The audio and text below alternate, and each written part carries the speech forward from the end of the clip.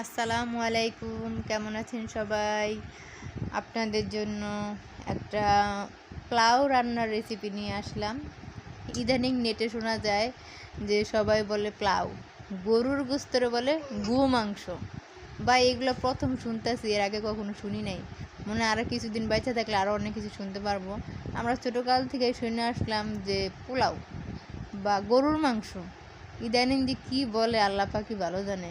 তো আমরা ছোটোবেলাতে যেটা বলে আসছি এখন ইনশাল্লাহ সেটাই বলবো। তো আমি যেভাবে পোলাও রান্না করি আপনাদেরকে সেভাবেই দেখাবো, একেবারে শর্টকাট, একেবারে সিম্পলভাবে। খাবারে মানে উপকরণ খুব কম, কিন্তু খাবারের স্বাদ মান আলহামদুলিল্লাহ অনেক ভালো। যারা যারা খাইছে আলহামদুলিল্লাহ সবাই অনেক প্রশংসা করছে। দেখতে পাচ্ছেন বড় হাঁড়িতে রান্না করছি, নিশ্চয়ই এখানে মেহমান অতিথি আসছে, ওনারা খাবে। তো আমরা আজকে সারাদিন টুকিনাকি কী করি সেটাই আপনাদেরকে দেখাবো। তো পুরো পোলাও রান্নার রেসিপিটাই আমি এখানে দিছি যে আমি কিভাবে রান্না করি। তো আমার ফুল ভিডিওটা যদি আপনারা দেখেন, আশা করি ইনশাল্লাহ একটু হলেও আপনারা উপকৃত হবেন আমার এই ভিডিওটা দেখা। আমি একটু এখন কেওড়া জল দিয়ে দেব, মানে আমি পানিটা মাইপা দেই। আপনার 1 কেজি চালের ভিতরে 2 কেজি পানি দিই। তো চালটা নতুন কিনা পুরান এটা আপনার জানতে হবে। এটা যাই না যদি রান্না করেন তাহলে আপনার রান্না করতে সুবিধা হবে।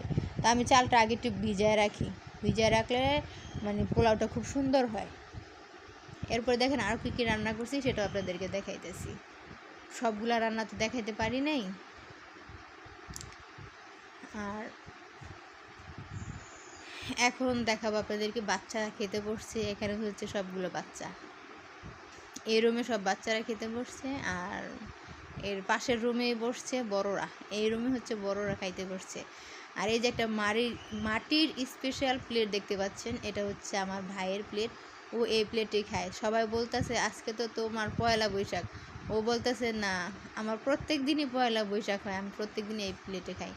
আজকের ভিডিওটা এই পর্যন্ত। আল্লাহ হাফেজ।